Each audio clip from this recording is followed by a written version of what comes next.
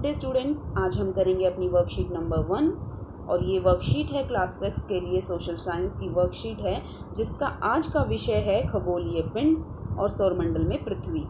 तो इस वर्कशीट के माध्यम से हमें सौरमंडल के बारे में जानकारी दी गई है। तो आइए देखते हैं वर्कशीट में हमें क्या क्या बताया गया है। ब्रह्मांड में सूर्य, चंद्रमा, ग्रहों, सितारों और अन्य निकायों को खगोलीय पिंड कहा जाता है।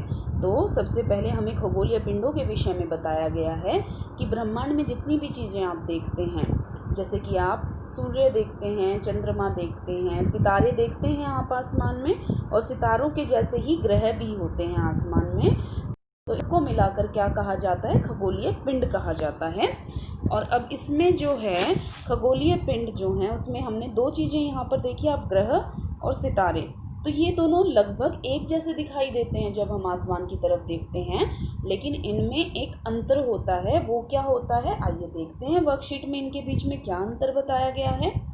कुछ खगोलीय पिंड बहुत बड़े और गर्म होते हैं, वे गैसों से बने होते हैं, उनका अपना ताप और प्रकाश होता है जिसका वे बड़ी मात्रा में उत्सर्जन करते हैं। तो ऐसे खगोलीय पिंड जिनका अपना ताप और प्रकाश होता है और वो उसको निकालते रहते हैं, उत्सर्जन करते रहते हैं, बनाते रहते हैं ताप और प्रकाश, उन खगोलीय पिंडों को क्या कहा जाता है? तारे कहा जाता है। और जो हमारा सूर्य है जिसे हम आसमान में देखते हैं उसे भी क्या कहते हैं? वो भी क्या है? एक तारा है। तो अब आगे देखिए, अब ग्रहों के विषय में हमें बताया गया है। कुछ खगोलीय पिंडों का अपना ताप और प्रकाश नहीं होता है, वे तारों की रोशनी से जगमगाते हैं। ऐसे पिंड को ग्रह कहा जाता है। जिस पृथ्वी पर हम रहते हैं वह एक ग्रह है। तो कुछ ऐसे खगोलीय पिंड हैं जिनका अपना ताप और प्रकाश नहीं होता, वे तारों की रोशनी से जगमगाते हैं। इनको क्या कहा जाता है? इनको ग्रह कहा जाता है। जैसे हमारी पृथ्वी है, आपने मंगल ग्रह के विषय में सुना होगा, और मंगल ग्रह पर हमारा यान भी गया था ना कुछ समय पहले, तो मंगलयान आपने सुना होगा, वो एक ग्रह है। आपने बृहस्पति ग्रह के विषय में सुना होगा, आपने बुध ग्रह का नाम भी सुना होगा। तो ये सब क्या हैं? हमारे ग्रह हैं जिनका अपना ताप और प्रकाश नहीं होता। अब आपने जब खगोलीय पिंड की यहाँ परिभाषा पढ़ी तो आपने देखा था अन्य निकाय। तो आप मुझे बताएंगे अन्य निकायों में क्या क्या आएगा? तो हमारे जो ये ग्रह हैं इनके कुछ उपग्रह भी होते हैं, जैसे कि चांद जो है वो पृथ्वी का उपग्रह है। चांद पृथ्वी के चक्कर लगाता है ना, तो वो उपग्रह है, तो वो अन्य निकायों में आता है, वो भी एक खगोलीय पिंड है। तो सूर्य एक तारा है, जबकि चांद क्या है? हमारा उपग्रह है। अब आइए देखते हैं आगे वर्कशीट में हमें क्या बताया गया है। आगे वर्कशीट में हमें नक्षत्र मंडल के बारे में बताया गया है।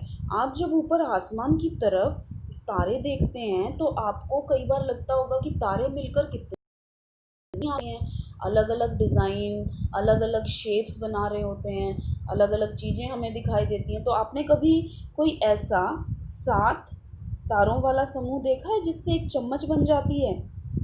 तो ये जो इस तरह की शेप्स बनाते हैं तारे, जो इस तरह की आकृतियाँ बनाते हैं, उन आकृतियों को क्या कहते हैं? नक्षत्र मंडल कहा जाता है। तारों के समूह द्वारा बनाए गए विभिन्न पैटर्न को नक्षत्र मंडल कहा जाता है। और ये जो यहाँ पर आपको दिखाया गया है, ये कौन सा नक्षत्र मंडल है? ये सप्तऋषि नक्षत्र मंडल है। तो इसी तरह से ओरियन है और हंटर है। तो ये जो सारे नक्षत्र मंडल, जो विभिन्न पैटर्न हैं, इनको नक्षत्र मंडल कहा जाता है। अब आपको पता है हमारे सौर मंडल में, तो जहाँ जिसमें हमारी पृथ्वी है उसको हमारा सौर मंडल कहा जाता है, क्योंकि हमारी पृथ्वी और अन्य ग्रह मिलकर किसके चक्कर लगाते हैं? सूर्य के चक्कर लगाते हैं। तो ये हमारा सौर मंडल है जिसमें हमारी पृथ्वी के साथ साथ कितने और ग्रह? 7 और ग्रह हैं जो सूर्य के चक्कर लगा रहे हैं। तो इसको क्या कहते हैं? हमारे सौर मंडल। तो आप बताएंगे पृथ्वी और 7 ग्रह मिलाकर कुल कितने ग्रह हुए? 8 ग्रह हो गए। तो अब आइए देखते हैं हमारी वर्कशीट में हमसे क्या क्या प्रश्न पूछे गए हैं। हमारी वर्कशीट में हमसे सबसे पहले पूछा गया है खगोलीय पिंडों को परिभाषित करें। तो खगोलीय पिंडों की परिभाषा वर्कशीट में आपको दी गई है। आइए देखते हैं वो क्या परिभाषा है। तो वर्कशीट में आपने जैसा कि पढ़ा था ब्रह्मांड में सूर्य, चंद्रमा, ग्रहों, सितारों और अन्य निकायों को क्या कहा जाता है? खगोलीय पिंड कहा जाता है। तो ये है आपका प्रश्न नंबर 1 का उत्तर। अब आइए देखते हैं वर्कशीट में और क्या पूछा गया है हमसे।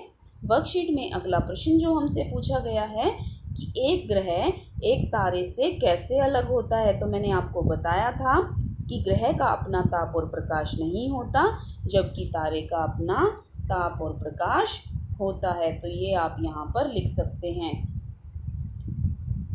एक ग्रह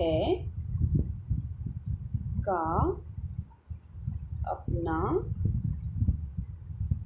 ताप व प्रकाश नहीं होता।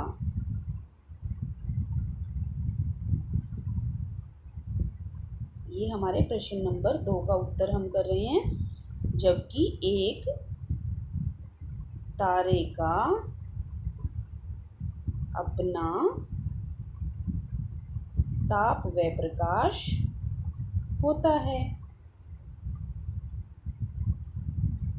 प्रकाश होता है। तो यही हमारे तारे और ग्रह के बीच का सबसे प्रमुख अंतर है। अब आइए तीसरा प्रश्न हमें दिया गया है कि नक्षत्र मंडल क्या है। तो नक्षत्र मंडल की परिभाषा जैसा कि आपने ऊपर यहाँ पर भी पढ़ा था, तारे के समूह द्वारा बनाए गए विभिन्न पैटर्न को नक्षत्र मंडल कहते हैं।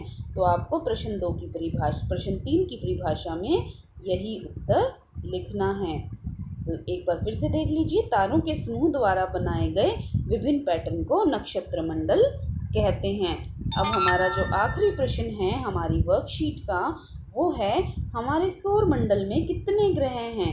हमारे सौर मंडल में, जैसा कि मैंने आपको बताया था, पृथ्वी की तरह हमारे सौर मंडल में 7 अन्य ग्रह हैं। तो यहाँ पर इसका उत्तर हो जाएगा, पृथ्वी की तरह हमारे सौर मंडल में 7 अन्य ग्रह हैं। तो हम लिख सकते हैं प्रश्न नंबर 4 का उत्तर क्या होगा हमारा। प्रश्न नंबर 4 का उत्तर आप लिखेंगे, हमारे सौर मंडल में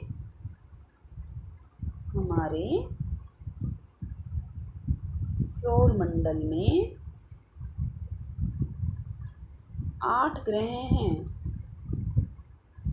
तो ये थी बच्चों आज की वर्कशीट, और हम कल मिलेंगे फिर से एक नई वर्कशीट के साथ। तब तक आप करते रहिए, आपकी जितनी भी वर्कशीट आ रही हैं उनको रिवाइज करते रहिए। Good day.